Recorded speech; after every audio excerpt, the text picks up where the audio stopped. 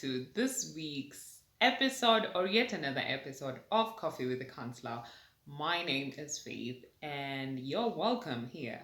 So I just want to give a big shout out to the new subscribers. Thank you so much for subscribing to our wellness community. Thank you for everyone who's a returning subscriber. I do appreciate your feedback. We do appreciate your presence. And yeah, like, share, subscribe if you care. Right. So this week we want to talk about dyslexia and the treatment around dyslexia. So karibuni sana. Are you are these videos helpful? Tell us in the comment section and tell us if you identify with um, some of this signs and symptoms, some of the things that we have been talking about dyslexia. If you do, tell us in the comment section. So yeah, let's get right into it. Is dyslexia treatable? So here are some of the approaches that you can do if you have dyslexia or if your child has dyslexia. Number one is early identification. So if you think your child has dyslexia, it is very prudent to identify it early. So take a step and go to your doctor, who will probably refer you to a psychologist and get your child tested so that you can start in the right footing in order for your child not to struggle too long while they have dyslexia, and yet you can identify that your child has dyslexia, right? Number two is that as a parent, you can model reading behaviors. So take time to have your own time to read at home so that your children can see, oh, actually, reading isn't quite bad because I see dad doing it, I see mom doing it. And they might actually take up that reading culture, which might help them with dyslexia while they are at home. Uh, Number three is that you can take your child for extra tuition that is tailorized or that is tailored to suit their needs. Because for dyslexia, people are process information differently and it might take them a little bit longer to process information. So as a parent, you can decide to take your child for tuition, extra tuition, let them have tuition at home, um, and have a tutor who comes at home who understands and tailor make classes to fit the needs of the children. Uh, Around tuition, I remember well back when I was in high school, there's this time I was failing a lot. I was failing miserably. So I was among the bottom 10, and we were told because you are bottom 10, we are going to retain you in school for an extra week so that you can be able to master some concepts that you did not master in that week. So yeah, we did remain in school, and to my shock, we were given the same exam papers that we did that week, like the previous week, and we were told to go through them and do again the exams. They were going to be marked. We finished the exams, they marked, and actually we never even got back the results.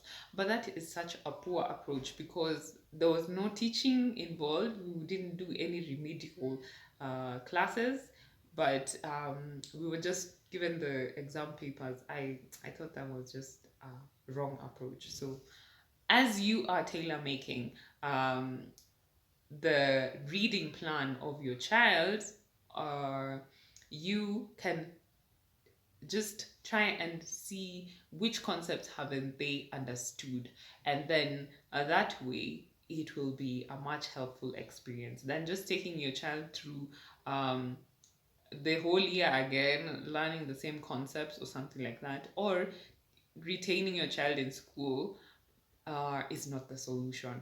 In my opinion, you need a tailored approach to learning disabilities.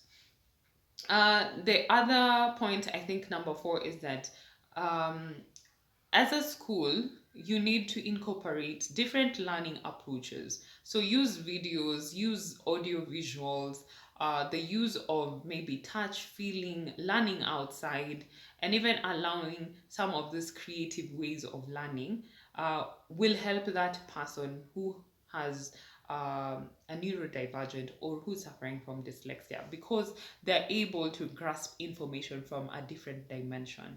Um, so that is the another one. Number 5 is that um, allowing your child to read aloud, or if you're at home as a parent, read aloud to your child. I remember when I was in uni, I started discovering how I can read better, and I used to read aloud, and I found that I would actually grasp the concepts better.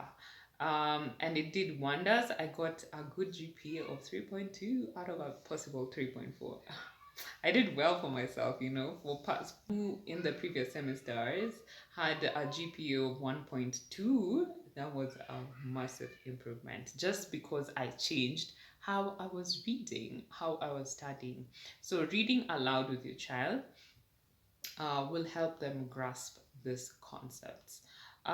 Something else that you can do to help your child is you can actually side with your child. You are the greatest support as a parent.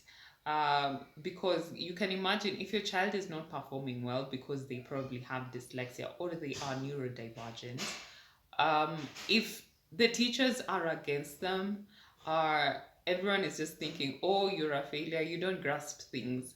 And when they come to you, you're also telling them, Nambona Ushiki, how come you do not understand things? Huh? What is wrong with you? So you're siding with the rest of the society, pointing fingers at your child. But if you are to support your child in their learning journey and being at their corner and knowing that if you are neurodivergent or if you have dyslexia, your brain processes things differently, then your child will actually feel that they are supported, and they will feel like at least there's someone in my corner that understands the way I process information, or that um, this thing, I can work through it. And so you as a parent are the greatest supporter of your child. So get supporting your child by understanding how they read, and not pointing fingers or telling them that actually your teacher told me ABCD and I think I agree with them. Understand your child and know that you are the greatest supporter as a parent. Um, the other point of how you can support your child with dyslexia is just telling them about dyslexia. Tell them that this is dyslexia, you have dyslexia, you process information differently, and that does not mean that you cannot achieve things. With the right support, you can be anything that you want in this life, and I will support you as your parent. And that way, when you do that, your child will feel supported, and whatever thing that they want to do, they know that they have your full support. So parents, yes, support your child, explain to them what dyslexia is, let them have the upper hand knowing that they have this condition but they can still do well in class. And even for adults who are now in probably working positions, who are employed somewhere, as employers, you can actually make adjustments for your employer, your employee, by either giving them standing desks, because some people actually do not do well in cubicles and sitting down and the whole time you're working on your computer.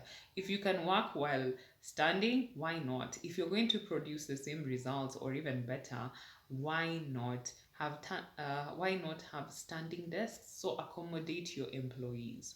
The other one is that if your employees prefer working very early in the morning so that they can finish their day very early, why not? If they have put in the hours that you require them to put in, or if they have met their targets, why not even let them go? Because maybe some of them do not even do well in the afternoon. Their minds are wandering, they're doing other things. So such accommodations will help the individual who is neurodivergent, who has dyslexia, to perform well in class, to meet their goals. Uh, and the other point, number probably 6 or 7, is that you can ask that individual, whether your child or your employee, that um, what works well for you? How are you most productive? How do you read well? They will tell you, I read well when having music playing, or I'll read well when outside and I'm discovering things. So once you understand them from that perspective, it is easier for them to succeed in that task or to succeed in school. And yeah, last but not least, you can join a support group, because as a parent, I can imagine, or as an individual who's living with dyslexia, it can be quite tough if you think that you are the only one who actually goes through these issues or process things in some different way that is not neurotypical. So joining a tribe, or the tribe that you identify with, will help you to to cope with some of these challenges, will help you to understand that, hey, we are many. We are a number of us who have dyslexia, and it is okay. And you will find that some people who have dyslexia are really doing well. So, with that, I will leave a few pictures of people who we know, um, that are doing well in their different fields and are excelling while at it, and they have dyslexia and they say that they are living with dyslexia.